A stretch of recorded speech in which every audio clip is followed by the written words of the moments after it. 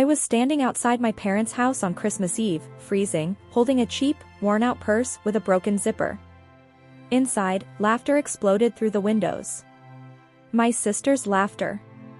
Celebration laughter. Then my phone buzzed. "Mom, you're late. Madison just arrived. Try not to embarrass yourself tonight." I took a breath and rang the doorbell. The door opened and my mother looked me up and down, her smile stiff, rehearsed. "Mom, oh, you came." No hug. No warmth. I stepped inside, and the room went quiet. My father barely looked up from his tablet. "Dad, we were starting to think you couldn't get time off from that little bookstore." Aunt Caroline sighed dramatically. "Aunt Della, sweetheart, still working retail at your age?" I nodded. "Me, it pays the bills." Uncle Harold laughed into his drink. "Uncle, that's one way to describe failure." Then the room erupted again. Madison walked in. Perfect hair. Designer suit. Diamond ring flashing under the chandelier. "Madison, sorry I'm late. Board meeting ran long. You know. CEO things." Applause. Cheers. Pride. She finally noticed me near the coat rack. Her smile sharpened. "Madison, oh. You actually showed up." And in that moment, standing there with everyone watching, they had no idea the woman they were humiliating owned the very company my sister was desperate to impress. I hadn't even taken my coat off when my father cleared his throat, the way he always did before making a speech. "Dad, before dinner, we have an announcement." Madison straightened instantly, already smiling. "Dad, your sister's wedding venue just confirmed. 6 figures. Worth every penny." The room clapped again. I stayed quiet, hands clenched. Then my mother turned to me, wineglass hovering midair. "Mom, and you, dear, still renting that tiny apartment?" Every head turned. I nodded. "Me, yes." She frowned, disappointed. "Mom, at your age, I expected more." Madison bought her 3rd property last month. Madison laughed softly. "Madison, not everyone is built for ambition." My cousin whispered loudly enough for everyone to hear. "Cousin, some people just peak early." I felt my face burn. Dinner was served. Seats were already arranged. There was no place card for me. Me, where should I sit? My sister didn't even look up. "Madison, actually, could you find another table? This one's a bit tight." Silence. My father nodded. "Dad, it's fine. You don't stay long anyway." I picked up my plate and walked toward the small side table near the kitchen, every step heavy, every smile around me sharper. And as I sat alone, listening to them toast my sister's future, I made a quiet promise to myself. This would be the last time they ever made me feel small. I was halfway through my meal when the waiter approached, holding a small leather folder. He looked confused. "Waiter, excuse me, who's responsible for this table?" My sister didn't hesitate. "Madison, she is." Everyone turned to me. I blinked. "Me, what?" My mother waved her hand dismissively. "Mom, Madison covered most of the reservation. You can handle your part." The waiter placed the folder in front of me. $3,270. My stomach dropped. "Me, that's not my order." Madison finally looked at me, smiling sweetly. "Madison, your family. Don't be dramatic." My father crossed his arms. "Dad, consider it a lesson. Nothing in life is free." I looked around the table. No one spoke. No one objected. I slowly pulled out my card, hand steady despite the humiliation burning inside me. As the waiter walked away, Madison leaned closer. "Madison, maybe next time you'll think twice before sitting with us." I smiled back. Not because I was weak, but because, in that exact moment, my phone buzzed with a message that would change everything. My phone vibrated again, harder this time, like it was insisting. I glanced down. Unknown number, Ms. Carter, we're ready. Are you confirming tonight? My heart skipped, but my face didn't move. Madison was busy laughing, showing photos of the wedding venue on her phone. Madison, imported marble floors. Parisian chandeliers. Dad insisted we go bigger. Dad nodded proudly. Dad, only the best for my successful daughter. I typed slowly under the table. Me, texting yes. Proceed as discussed. I locked my phone. My mother leaned over from across the table. Mom, you've been quiet. Feeling uncomfortable? I met her eyes. Me, no. Just thinking. She scoffed. Mom, about what? How different your life could have been. Madison smirked. Madison, some people aren't meant for more. I stood up calmly. Me, excuse me for a moment. As I walked toward the hallway, my father called out. Dad, don't forget the bill. I paused, turned slightly, and smiled. Me, don't worry. Everything is already taken care of. They laughed. They thought I meant the credit card. They had no idea I meant something else entirely. I stepped into the hallway, the noise of the dining room fading behind me. The house smelled the same. Expensive candles. Old money. Control. I answered the call. Me, I'm alone. Go ahead. A calm voice replied. Voice, the board is assembled. Documents are finalized. Once you give the word, there's no reversing it. I looked at my reflection in the mirror. The same face they love to belittle. Me, do it. I ended the call and washed my hands slowly, breathing steady. When I returned, Madison was opening gifts. Madison, custom invitations. Hand-pressed. Each one costs more than her rent. Laughter again. My mother leaned toward my father. Mom, we should talk to her later. She's been acting strange. Dad shrugged. Dad, she always does when she's insecure. I sat back down at the small table, alone. The waiter returned. Waiter, your card was declined. Madison gasped theatrically. Madison. Oh no. That's embarrassing. I looked up calmly. Me, try it again. He did. Approved. Madison's smile flickered for half a second. And that was the first time she realized something wasn't adding up. Madison kept staring at me, her smile stiff now, eyes narrowed. Madison, did your boss finally give you a raise? I dabbed my mouth with a napkin. Me, something like that.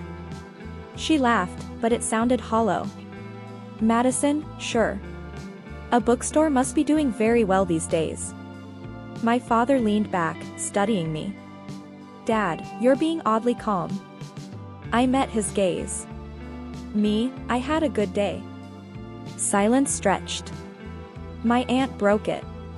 Aunt, well, some of us earn success. Others get lucky. Madison nodded. Madison, exactly. Then her phone buzzed. Her face changed. Madison, that's strange. Dad, what is it? She frowned at the screen. Madison, my financial advisor. He's asking if I approved a restructuring. My father stiffened. Dad, restructuring what? Madison looked at me, confused. Madison, I don't know. It mentions the acquisition fund. I slowly stood up. Me, maybe you should answer. She did. Her smile disappeared completely. Madison pressed the phone harder against her ear, her voice suddenly sharp. Madison, what do you mean it's frozen? She turned away from the table, pacing. Madison, no, that's impossible. That account is protected. My parents guaranteed it. My mother sat up straight. Mom, Madison, what's going on? Madison covered the phone, whispering. Madison, they're saying the wedding fund is under review. My father stood abruptly. Dad, review by who? Madison looked at me again, panic flickering behind her eyes. Madison, it says, majority stakeholder approval is required. The room went quiet. I spoke calmly. Me, that makes sense. Everyone turned. Dad, what does that mean? I shrugged. Me, big accounts always have safeguards. Madison snapped. Madison, you don't know anything about this. The voice on her phone grew louder, distorted. Voice, Ms. Madison Carter, until the review is complete, all discretionary spending is suspended. Her face drained of color. Madison, you can't do this to me. I leaned back in my chair, steady, composed. And for the first time in my life, they were looking at me not with pity, but with fear. My father's voice was tight, controlled, the way it got when something slipped beyond his grip. Dad, who exactly is reviewing this account? Madison was shaking now, phone still pressed to her ear. Madison, they won't tell me. They keep saying, the primary holder. My mother looked between us, uneasy. Mom, primary holder? That's your trust, Madison. I cleared my throat softly. Me, not anymore. Silence hit the room like a dropped glass. My father turned slowly. Dad, what did you say? I met his eyes, calm, unflinching. Me, last year, when you asked me to sign those family documents. You said it was paperwork. You said it didn't matter. Madison's eyes widened. Madison, what documents? My mother's face drained of color. Mom, that was just a formality. I nodded. Me, it was. For me. The voice on Madison's phone returned, cold and clear. Voice, ma'am, all approvals now require Ms. Carter's authorization. Every head turned toward me. For the first time, no one laughed. No one mocked. They were finally listening. My sister's hands were shaking now. She lowered the phone slowly, like it might explode. Madison, this isn't funny. No one laughed. My father stepped closer to me, voice low. Dad, what did you do? I didn't raise my voice. I didn't smile. Me, I listened. When you never did. My mother swallowed hard. Mom, you're saying you control the fund? I nodded once. Madison's eyes filled with disbelief. Madison, you? That's impossible. You don't even belong at this table. The words hung in the air. I stood up, pushing my chair back slowly. Me, you're right. I never belonged here. I walked to the center of the room, every eye on me now. Me, I belonged somewhere you never bothered to look. My father's voice cracked. Dad, you wouldn't destroy your sister's wedding. I met his gaze. Me, you destroyed something far more important years ago. Silence. And for the first time, my family looked exactly how they'd always made me feel. Small. I moved slowly to my laptop, the screen illuminating my face. Everyone leaned in, curiosity y medo mis churrados. Me, let me show you exactly what you've been ignoring. I opened the company dashboard. Revenues, contracts, employee satisfaction, all there, all mine. The room went cold. Madison, this can't be real. Me, it's real. And it's what you never asked about. Uncle Harold stammered. Uncle Harold, but, all these contracts, this company. I didn't answer. I let them stare, letting the truth sink in. Every calculation, every deal, every successful employee, they were all part of my world, my empire. Grandmother Rose leaned forward, squinting. Grandma, Della, this is your life? I nodded. Slowly. Me, and you didn't even notice. My parents' faces went pale. My mother clutched her pearls, my father's hands trembled. Madison's jaw dropped. She opened her mouth, closed it, then opened again. Me, the bookstore? That was just the front. The empire behind it? That's me. TechVault Industries. $1 billion. As of this morning, fully mine. A silence that could swallow a room followed. You could hear the tick of the wall clock. The same room that humiliated me for years was now frozen in awe, fear, and disbelief. Me, and all of this, I gestured to the dashboard, is exactly why your opinions no longer matter. I closed the laptop gently, like ending a lesson. Me, welcome to the reality you never saw. Treat people like they're nothing, and you might just discover who really holds the power. The room remained silent, hearts pounding. For the first time, I didn't feel small. For the first time, they did. Madison finally found her voice, trembling. Madison, Della. I didn't know. Me, exactly. You didn't know. And you never asked. My parents exchanged glances, guilt written across their faces. My father's voice cracked. Dad, we thought you were struggling. Me, you assumed. That's the difference. I gestured toward the financial reports on my laptop. While you were busy judging me, I was building something you couldn't even imagine. Grandmother Rose shook her head slowly, a mixture of sorrow and admiration. Grandma, I never realized, all this time, I thought you needed guidance, when in reality, you were the one leading. Uncle Harold cleared his throat. Uncle Harold, so, you've been testing us? Watching how we treat people. Me, not testing. Observing. To see who's worth my time, and who isn't. Brandon, Madison's fiancé, finally stepped forward, eyes wide. Brandon, so all those hours we spent planning, you were already the CEO? I smiled, calm but commanding. Me, yes. And now you understand what respect looks like. Madison's face fell, a mix of shame and awe. Madison, but, we just thought we were helping. Me, helping? You were controlling. Planning my life without asking me what I wanted. That's not help. That's dominance. And dominance doesn't earn loyalty. Respect earns loyalty. My parents sank into their chairs, defeated. Mom, we never treated you fairly. Me, and now you see why. Actions have consequences. You tried to break me down, and instead, you revealed your own weaknesses. Let this be a lesson, underestimate someone, and you might just empower them to surpass you. The room was silent again. But this time, it wasn't fear. It was awe. They finally understood who I truly was. I stood up slowly, letting the silence hang in the air. Me, there's something more you all need to see. The family looked confused, some exchanging nervous glances. I opened the last file on my laptop, contracts, stock certificates, and official documents showing every company I own. Every figure, every branch, every impactful initiative. Me, all of this, is mine.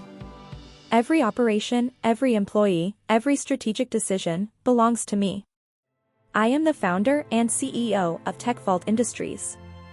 Current valuation, $1.4 billion. Madison choked. Madison, no, this can't be real. Me, it is real. Because while you were busy trying to diminish my worth, I was building real value. Value you couldn't even imagine.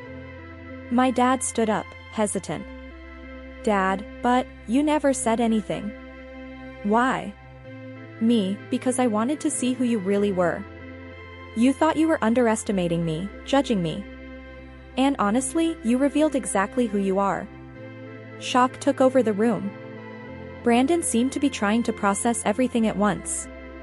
Brandon, so, all this time, you were the one running the company we were trying to impress? Me, exactly. You studied my company without realizing you were in the presence of its owner.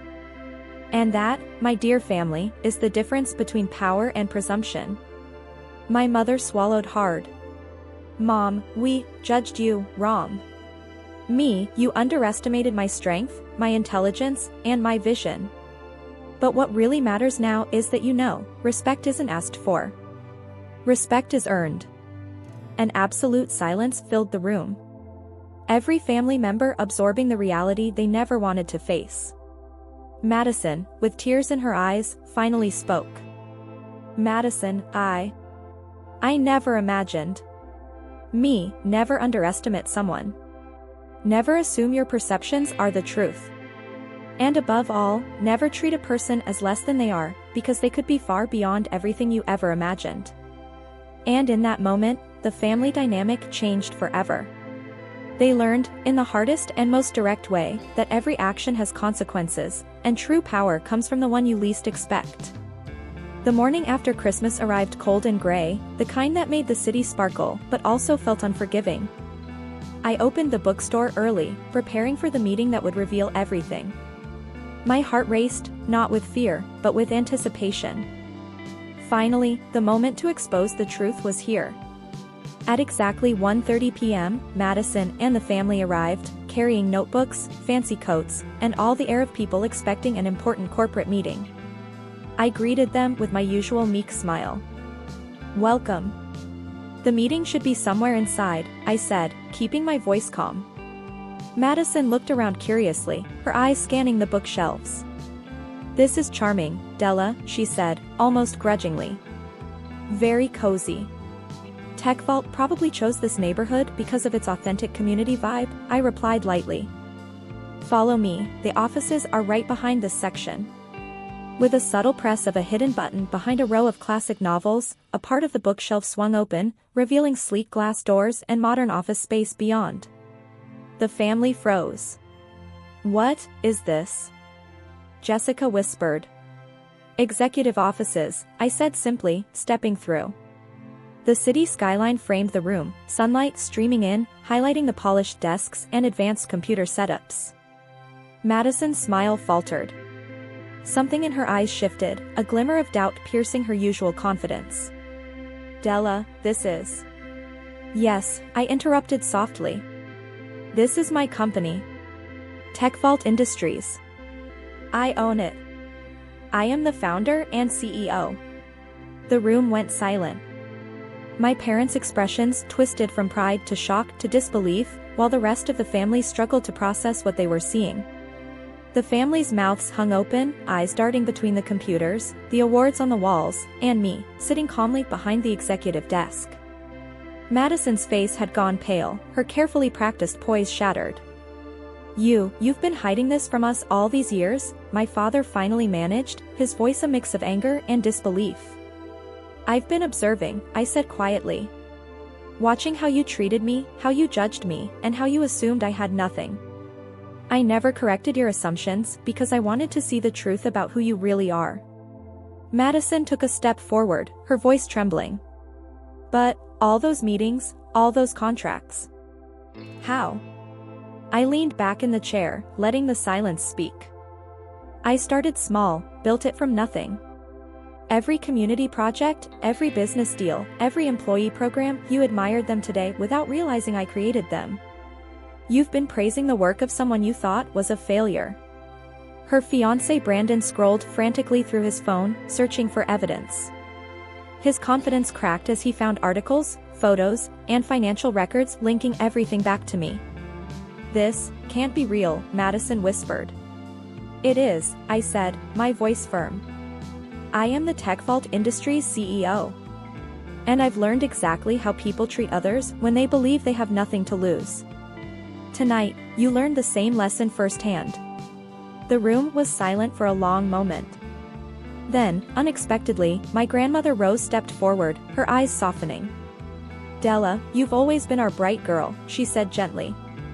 We just didn't realize. It wasn't an apology, not yet. But it was a crack in the wall, a sign that not everyone was beyond redemption. Christmas morning had arrived, the sky a soft gray with delicate snowflakes drifting down. The air smelled of pine, cinnamon, and fresh possibilities. My family gathered at my parents' house once again, expecting another ordinary day, but this time, the surprise was mine to reveal.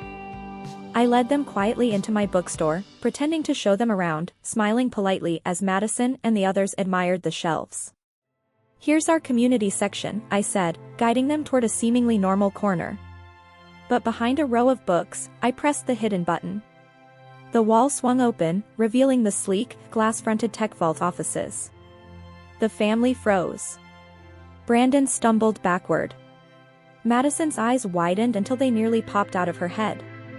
This is your office?" my father stammered. I stepped forward, calm and composed, my confidence radiating. "Yes. This is my company. Tech Vault Industries. Everything you admired yesterday, the projects, the community programs, the contracts, the employees, you were celebrating my work without even knowing it." Madison's voice shook. You built all of this?" I smiled softly. "I did. And I've been watching. I've seen how you treated me when you thought I had nothing. Today, you see who I really am." The tension in the room was thick, but then, slowly, a change came. My grandmother Rose stepped forward, tears glistening in her eyes. "Della. I'm proud of you," she said. "Not just for the company, but for who you've become." My parents exchanged a long, uncomfortable glance.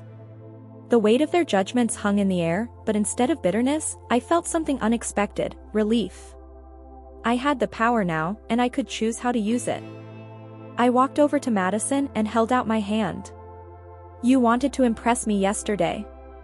Today, I'm giving you a chance to work with me, not because I need you, but because I believe in building something together. We all have potential if we respect each other." She hesitated, then shook my hand, tears spilling down her cheeks. I'm sorry for everything. I didn't understand. For the first time in years, my heart felt light. My family wasn't perfect, they never would be, but I had claimed my space, my success, and my happiness. Brandon, Madison, and the rest of the family now saw me not as a failure, but as a force, a visionary who had quietly built a billion-dollar empire and shaped lives around me with integrity and kindness. As the snow continued to fall outside, I looked around the room, finally feeling the warmth I'd been denied for so long. This Christmas, I didn't just reveal my success, I claimed my freedom, my joy, and my peace. And for the first time in my life, the future felt completely, endlessly, and beautifully mine. She was underestimated by everyone, until she revealed her empire and changed everything. Watch as Della confronts her family, claims her success, and proves that determination, courage, and heart can turn any setback into the ultimate victory. Don't miss this shocking and inspiring ending. Like if you love a powerful comeback, comment what you would do in her place, and subscribe for more stories of courage, revenge, and triumph.